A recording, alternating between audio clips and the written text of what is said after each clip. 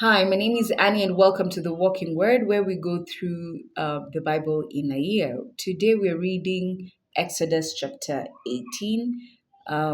Moses meets Jethro. If you can remember Jethro, Jethro was the father of Zipporah. Zipporah is Moses' wife. Let's continue.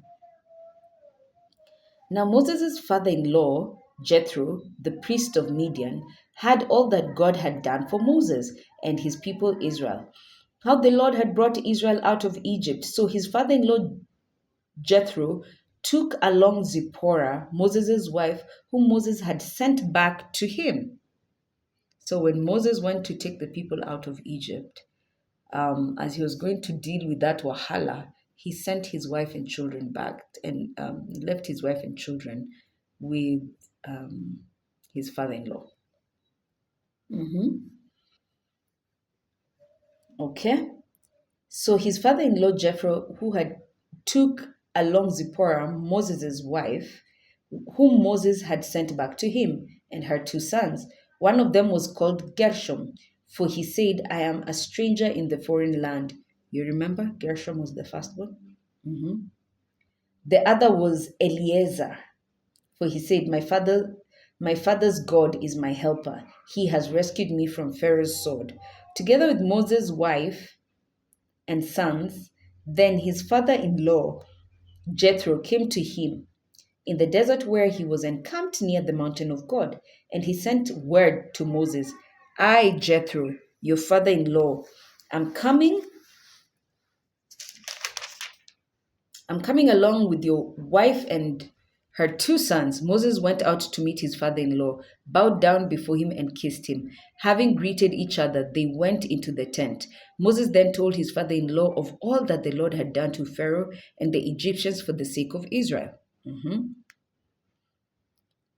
And of all the hardships they had to endure on their journey, and how the Lord came to their rescue. Jethro rejoiced over all the goodness that the Lord had shown Israel in rescuing them from the hands of the Egyptians. Blessed be the Lord, he said, who has rescued his people from the hands of Pharaoh and the Egyptians. Now I know that the Lord is a deity greater beyond any other, for he took occasion of their being dealt with insolently to deliver the people from the power of the Egyptians. Then Jethro, the father in law of Moses, brought a holocaust and other sacrifices to God. And Aaron came with all the elders of Israel to participate with Moses' father in law in the meal before God. So Jethro, remember, Jethro was a priest, in Midian, and the Midianites used to worship other gods. Remember? So he was basically a diviner priest. And now he comes to learn of the God of Moses, the God of Abraham, Isaac, and Jacob, the God who has walked Moses through the hardships of Egypt and all the Israelites out. And now he finally accepts Yahweh as the God and offers a sacrifice to him. Okay. Appointment of minor judges. The next day, Moses sat in judgment for the people, who waited about him from morning until evening. When his father in law saw all that he was doing for the people, he inquired, what sort of thing is this that you are doing for the people? Why do you sit alone while all the people have to stand about you from morning to evening? Moses answered his father in law, the people come to me to consult God. Whenever they have a disagreement, they come to me to have me settle the matter between them and make known to them God's decisions and regulations.